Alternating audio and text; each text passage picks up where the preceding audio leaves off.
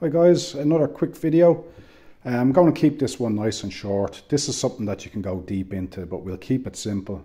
And I just want to talk about speaker cables. Now this is going to cause a lot of debate maybe for some people, but like the sky's the limit on what you can spend on speaker cables. But again, as everything I've said, we'll try and keep things cheap for people starting out and simple. And guys, your speaker cable can be as simple as a length of wiring cable that you would find in your house.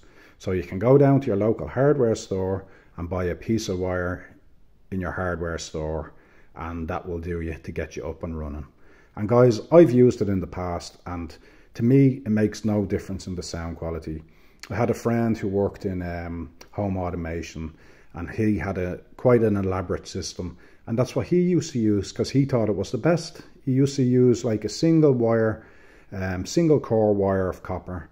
Now, not the stranded stuff, but just a single, and he used that for years. Now, it doesn't look the neatest or it doesn't look great, but it does the job, and it doesn't cost anything, and it gives you as good, in my mind, as good sound quality as a lot of speaker cables that you could spend a couple of £100 on. And as I said, the sky is the limit. I've seen cables there and they're about £10,000, and I think they can even go upwards from that. So if you have that type of money, yeah, great. But as I said, the majority of us don't, and especially people starting off, they mightn't even want to continue the hobby, so you don't have to spend a lot of money. That's one way around it. Guys, I'll just show you what I'm dealing with. These cables now, simple set of cables, bought them on Amazon. They're actually the Amazon Basics range. Have to say, I was blown away by the quality of them. Again, I'm not easily pleased, but these were good quality for the money. They were only £10, and I said I wanted just something that looked a bit nice, you know. So yeah, I bought these anyway, but they have on the end of them what they call a banana clip. And some of you mightn't have heard about a banana clip or whatever, but plain and simple, it's just this connection point at the end. It's like, you can, I don't know whether the camera's picking that up, but like, it's, that piece of metal is basically spliced. So it makes this, the end of this, nice and flexible. So it can squeeze in and out of things quite easy. So that's all you're talking about when you hear banana clip. Like if it's a term you haven't come across, that's all it is. It's the end of your connection, basically. It's simple. It makes it easier for setting up. That's all the difference that it does. Basically, you can see they just shove in, and it's the same on your amp end. They just shove into the amp like that, the way I just shoved them in there. Now, if you get a cable that doesn't have that, there's no big deal.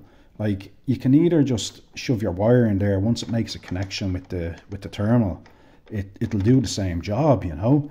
Or else you can loosen these off and literally wrap your kind of cable. If you have like a stranded wire cable, you can wrap it around and then clamp this down on top of it. And the same with the amp end. Now, some speakers come with different connections. Like the old kind of way was, there's like speakers, terminals here that have like a little button, like a red and a black, and you just press it and it opens up then, and you literally just shove your wire in. And a lot of speakers came back in the day.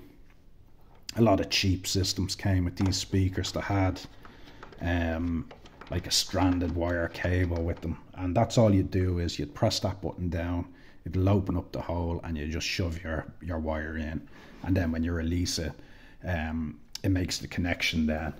A simple method, and it did the job. But that's what I was saying, you don't have to get fancy with speaker wire. Like, some people would disagree. If you're spending a lot of money on high-end equipment, you're going to need a high-end cable, but trust me, you don't. I've heard high-end equipment running, as I said, with just a piece of copper wire, and it sounds every bit as good as a good quality cable. So again, don't buy into it. Yeah, it is nice to have a nice looking cable or whatever, but it's not needed, guys. You can keep it cheap for starting off, and that's basically the kind of goal of this channel, is to keep things nice and simple. I won't go off topic, so I'll just keep it a nice short video. So that's basically it, guys. If you have anything that you just want to know about or have any questions, just throw it in the comments. I'm happy to answer. I like trying to help people out, and especially people starting off. Like, it can be daunting with anything in life. Anything new for anybody can always be not scary, but you might know the terms, even words for people. Like, when we're in an industry or in a trade or whatever, and we kind of start using the jargon or lingo that goes with that industry, you have to remember that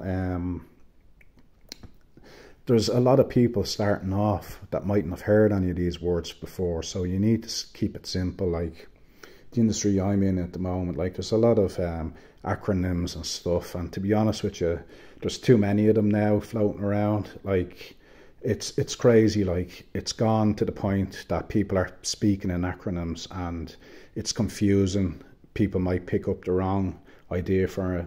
So for me, in my profession, I think some of these acronyms are actually putting people off and confusing them.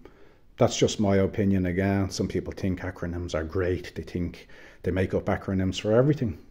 So yeah, I'll leave it at that one.